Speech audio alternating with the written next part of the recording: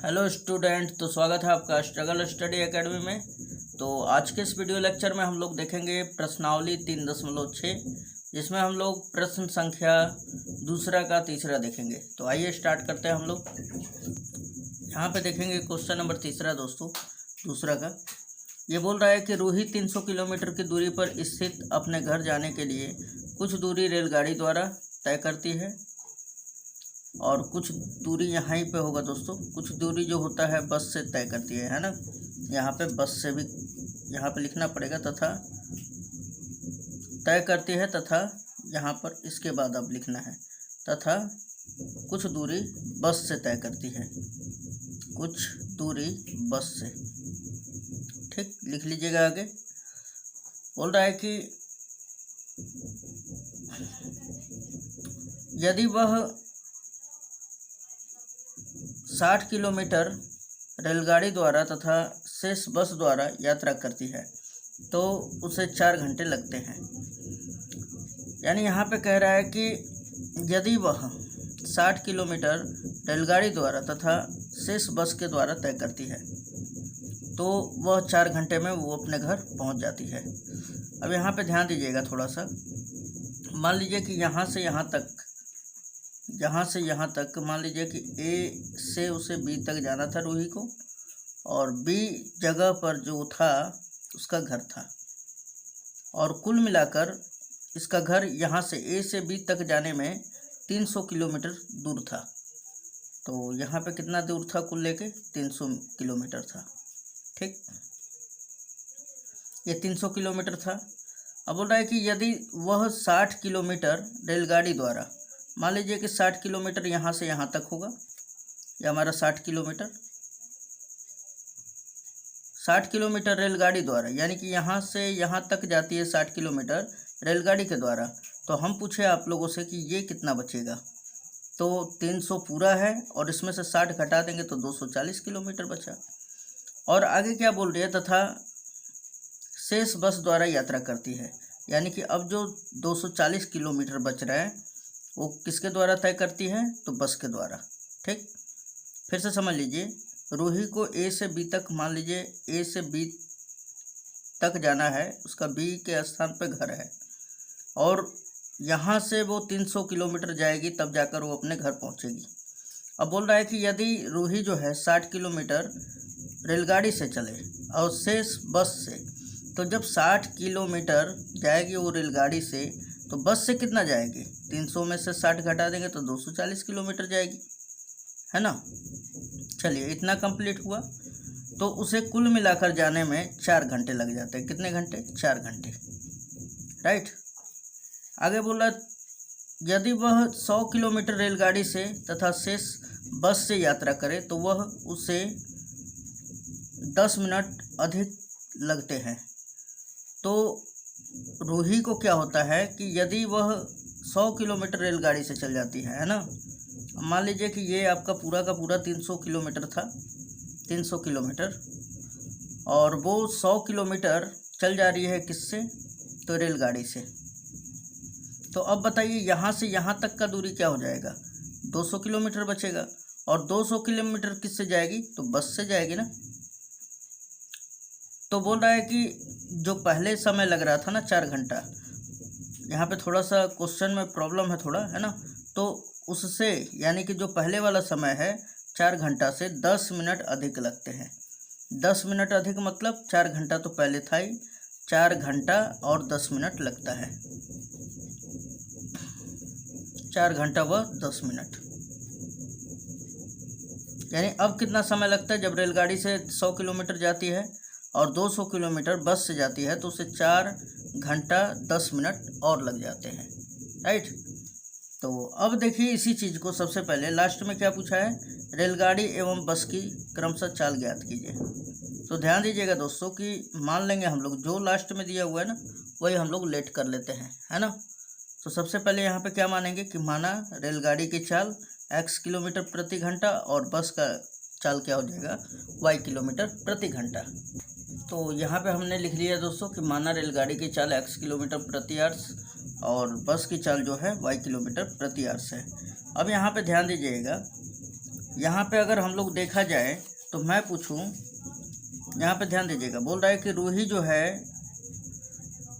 कुछ दूरी यानी 60 किलोमीटर जो है रेलगाड़ी से तय करती है और कुछ दूरी बस से, यानी कि हम पूछे कि रेलगाड़ी के द्वारा समय और बस के द्वारा कुल समय कितना लगा। तो कुल जब मिलाएंगे हम लोग तो ये 4 घंटा के बराबर होगा, क्योंकि इसको कितना घंटा लग रहा है, 4 घंटे लग रहा है ना। जब 60 किलोमीटर रेलगाड़ी के द्वारा और 240 किलोमीटर बस के द्वारा जाती है तो उसे कुल मिलाकर 4 घंटे लगते हैं। लेकिन अगर हम लोग निकालें कि समय बराबर क्या होता है, तो पहले तो मैं बस का समय निकालूंगा फिर रेलगाड़ी का, और दोनों का समय मिलाकर हमें 4 घंटा लग रहा है, इसके बराबर कर देंगे हम लोग, राइट। तो मैं पूछूं कि समय बराबर क्या होता है, तो समय बराबर हो जाता है दूरी बटा में चाल। क्या होता है दोस्तों, दूरी बटा में चाल। किसके बराबर, तो समय बराबर दूरी बटा में चाल होता है, राइट। चलिए इसी का हम लोग यहाँ पे प्रयोग करेंगे। तो यहाँ पे ध्यान दीजिएगा, पहले शर्त के अनुसार, शर्त नंबर पहला के अनुसार, शर्त नंबर फर्स्ट, यहाँ पे कह रहा है दोस्तों कि 60 किलोमीटर रेलगाड़ी के द्वारा जाता है। तो हम पूछे आपसे कि रेलगाड़ी के द्वारा समय कितना लगा, तो यहाँ पे ध्यान दीजिएगा। तो रेलगाड़ी का समय बराबर क्या हो जाएगा, दूरी बटा में चाल। यहाँ पे लिख सकते हैं आप कि चूँकि समय बराबर क्या होता है, दूरी बटा में चाल। ये आपको फॉर्मूला लिख लेना है और इसे कंप्लीट कर लीजिएगा हमेशा, ठीक है ना।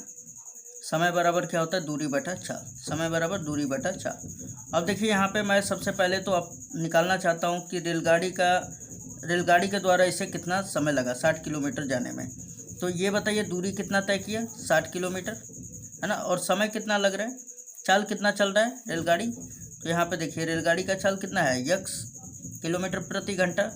तो मैं पूछता हूँ कि रेलगाड़ी का समय कितना लगा, तो उसने दूरी तय किया 60 और चाल चल रही है x से, तो 60 बटा में x ही उसका समय होगा, है ना। ये हमारा 60 बटा x उसका समय होगा। अब उसके बाद मैं पूछूं कि बस से कितना दूरी तय की, जब 60 किलोमीटर रेलगाड़ी से तय की तो बस से कितना, 240। तो अब की बार बस से कितना दूरी तय किया गया, 240। तो दूरी अब की बार हमारा हो गया 240। और चाल क्या है बस का, तो बस का चाल तो हमने माना है y किलोमीटर प्रति आवर्स। तो निकाल सकते हैं हम लोग बस का समय ना। तो बस के द्वारा दूरी तय किया गया 240 और इसका चाल क्या है, तो y है, दूरी बटा चाल। ये किसके बराबर हो जाएगा, समय के बराबर। यानी कि हम ये जान गए कंडीशन नंबर पहले के अनुसार कि उसने रेलगाड़ी के द्वारा समय 60 बटा x लिया और बस के द्वारा 240 बटा y लिया। इन दोनों को जोड़ देने के बाद यानी कुल समय जो लगा वो 4 घंटे के बराबर था, राइट। ये हमारा इक्वेशन नंबर फर्स्ट हो जाएगा, राइट। अब आगे देखते हैं, शर्त नंबर दूसरा कह रहा है इसमें कि यदि वह रेलगाड़ी से 100 किलोमीटर जाती, यदि वह रेलगाड़ी से 100 किलोमीटर जाती और शेष बस के द्वारा जाती, तो 100 किलोमीटर जब रेलगाड़ी से जा रही है तो शेष किसके द्वारा जाएगी, बस के द्वारा। और कुल मेरा दूरी है 300। मैं बोलूँ कि रेलगाड़ी के द्वारा जब 100 तो बस के द्वारा कितना, 200। तो मैं पूछूँ कि रेलगाड़ी के द्वारा 100 किलोमीटर जाने में कितना समय लगा, तो क्या हो जाएगा, रेलगाड़ी का दूरी कितना, रेलगाड़ी से दूरी कितना हमने तय किया, 100 किलोमीटर।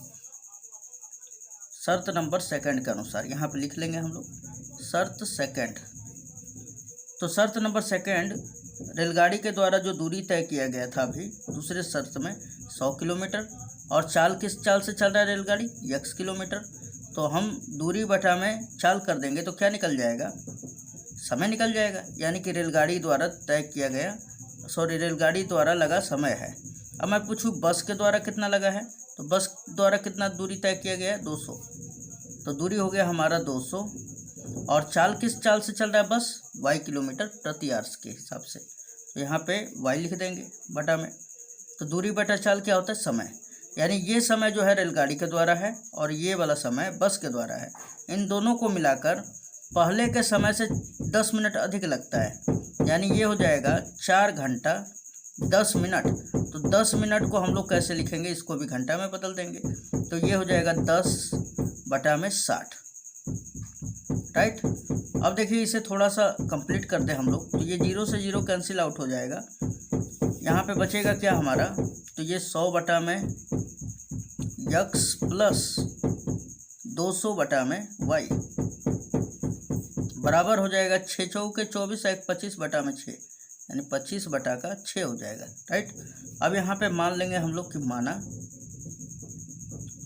मान लेंगे हम लोग कि 1 बटा यक्स, यहाँ पे भी देखिए 1 बटा यक्स है, यहाँ पे भी 1 बटा वाई है, तो 1 बटा यक्स बराबर हम लोग मान लेते हैं यू, और 1 बटा वाई बराबर मान लेते हैं भी। राइट। तो अब हम लोग करना स्टार्ट कर देते हैं। तो देखा जाए तो ये समीकरण नंबर ये हमारा पहला है, ठीक ना। इसको अगर हम लोग करें कि 1 बटा में यक्स के जगह पे क्या रख दें, यू, तो 60 यू हो जाएगा ना। तब क्या हो जाएगा, ये हमारा समीकरण नंबर 1 क्या हो जाएगा 60 यू, और प्लस यहाँ पे क्या हो जाएगा 240 भी बराबर ये 4 मिल जाएगा हमें। ये इक्वेशन नंबर क्या हो जाएगा तीसरा हो जाएगा समीकरण नंबर। अब इसका बात कर लेते हैं हम लोग, ये हमारा सेकंड है, ये वाला है ना। समीकरण नंबर 2 क्या हो जाएगा दोस्तों, तो यहाँ पे अब हम लोग कर लेते हैं, तो 1 बटा यक्स के जगह पे क्या हो जाएगा 100 यू, और प्लस यहाँ पे 200 भी बराबर क्या हो जाएगा 25 बटा 6। राइट। ये हमारा समीकरण नंबर 4 हो जाएगा। अब देखिए ये वाला पार्ट और ये वाला पार्ट क्या बराबर है, तो इसको यहाँ पे आंसर होगा कि नहीं, बराबर तो नहीं है, तो फिर इसे बराबर करना पड़ेगा ना दोस्तों। तो कैसे हम लोग बराबर करेंगे, तो देखा जाए यहाँ पर, तो अगर यहाँ पर ये 100 का उठाकर इसमें गुणा कर दे और 60 का गुणा इसमें कर दे, तो हो जाएगा हमारा। राइट। तो ये इस तरह तो थोड़ा सा लंबा हो जाता है, अगर इसे हम लोग बढ़िया सा अगर करना चाहें तो यहाँ से कंप्लीट हो सकता है इस तरह, यहाँ पे देख लिया जाए, चलिए कर ही लेते, कोई दिक्कत नहीं है, इस तरह भी कर सकते हैं, ठीक है। चाहे एक कोई को हम लोग बराबर कर लेते हैं, चलिए कोई बात नहीं, कर लेते हैं हम लोग। 60 का गुणा समीकरण 2 में करेंगे 4 में, और फिर 100 का गुणा समीकरण 3 में करेंगे। तो यहाँ पे लिखेंगे समीकरण 3 गुणे क्या कर लेंगे हम लोग 100, और फिर माइनस कर दे रहे हैं किससे, तो समीकरण 4 गुणे 4 में हम गुणा कर देंगे किसका 60 का, है ना, 60 से। तो चलिए अब इसमें 100 का गुणा कर देते हैं, तो ये हो जाएगा 6000 यू। राइट। और फिर 100 का इसमें करेंगे तो ये क्या हो जाएगा प्लस 24000 भी हो जाएगा। फिर 100 का इसमें करेंगे तो बराबर 400 हो जाएगा। उसके बाद फिर इसमें 60 का करेंगे, तो 60 का जब इसमें करेंगे तो ये भी तो 6000 हो जाएगा ना, 6000 यू, और फिर 60 का गुणा इसमें भी कर देंगे हम लोग, तो 6 दूना 12, यानी 12000 हो जाएगा, प्लस 12000 भी, और फिर 60 का अगर हम लोग इधर गुणा कर देते हैं तो इसमें करके अगर बता दूं मैं यहाँ पर, तो 25 बटा में 6 और गुणे हो जाएगा हमारा 60। ये देखिए 6 से 10 बार में कट जाएगा, 10 से 25 में गुणा होगा तो 250 हो जाएगा, है ना, बराबर 250। राइट। अब देखिए ये हमारा समीकरण कंप्लीट हुआ। अब यहाँ पे देखा जाए तो जब घटाया हूँ तो सिंबल बदलेगा ना, यहाँ पे घटाओ का सिंबल दिया हूँ तो यहाँ पे भी माइनस आ जाएगा और यहाँ पर भी आ जाएगा, ये दोनों कट। 24000 में से 12000 घटेगा तो कितना देगा 12000 भी बराबर कितना हो जाएगा, ये 150 हो जाएगा ना। तो यहाँ पे ये 12000 गुणा में और उधर जाएगा तो भाग में हो जाएगा, सो भी बराबर कितना हो जाएगा 150 बटा में 12000। राइट। ये 0 से 0 कैंसिल आउट, और 15 8 कितना होता है 120। राइट। तो ये हो गया 80 बार में जाएगा, यानी भी का जो मान है वो 1/80 आ जाता है ना। अब अगर हम लोग बात करें समीकरण नंबर 3 में रख देते हैं हम लोग मान, तो समीकरण नंबर 3 क्या है दोस्तों, तो ये देख सकते हैं आप कितना है 60 यू प्लस 240 भी बराबर 4। 60 यू प्लस 240 भी का मान कितना है 1/80 है, तो यहाँ पर रख देंगे 1/80, और ये किसके बराबर है 4 के। 0 से 0 कैंसिल आउट, 8 तिया 24, यानी 60u+3 = 4। ये प्लस का उधर गया तो माइनस का, सो 60u बराबर कितना हो जाएगा 1, 60 गुना में उधर गया तो भाग में, u बराबर कितना हो जाएगा 1/60। अब देखिए यहाँ पर कि u का मान तो हमारा 1/60 है, लेकिन u बराबर क्या माने थे हमने, x 1/x ना, 1/x बराबर क्या हो जाएगा 1/60। अब त्रिय गुणा कर लीजिए तो x का जो मान है कितना आ जाएगा, x बराबर 60 किलोमीटर प्रति आवर्स, राइट, 60 किलोमीटर प्रति घंटा आ जाएगा।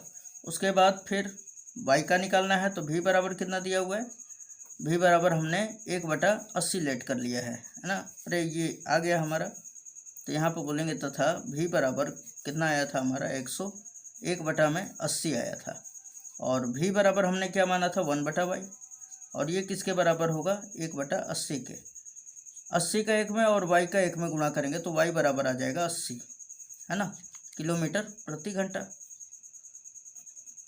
तो अब आप देख सकते हैं कि यक्स क्या है हमारा, तो यक्स है रेलगाड़ी की चाल, तो यहाँ पे लिख सकते हैं, इसलिए रेलगाड़ी की चाल बराबर, रेलगाड़ी की चाल बराबर हो जाएगा हमारा 60 किलोमीटर प्रति घंटा, और बस की चाल कितना हो जाएगा दोस्तों, बस की चाल बराबर 80 किलोमीटर प्रति आवर्स, है ना, यानी 1 घंटे में 80 किलोमीटर लेके जाता है। तो ये आपका आंसर होगा। उम्मीद है आपको समझ में ज़रूर आया होगा। मिलते हैं नेक्स्ट वीडियो में। धन्यवाद दोस्तों।